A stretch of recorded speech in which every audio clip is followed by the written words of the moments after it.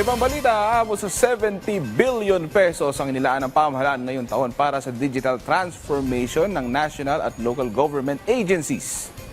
Ayon sa Department of Budget and Management, gagamitin ang pondong ito para sa mga makabagong sistema tulad ng automated payrolls, digitized permit applications at real-time feedback platforms.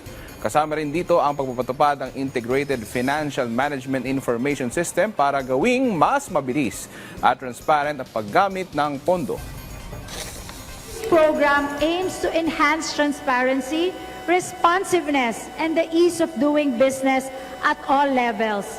This is in line with this, the DBM has earmarked a total of almost 70 billion pesos this year to support the government's digital transformation agenda, ensuring that both national and local agencies are empowered to deliver smarter, more accessible public services through the use of modern technology. It's not enough that the national government is pushing for digitalization.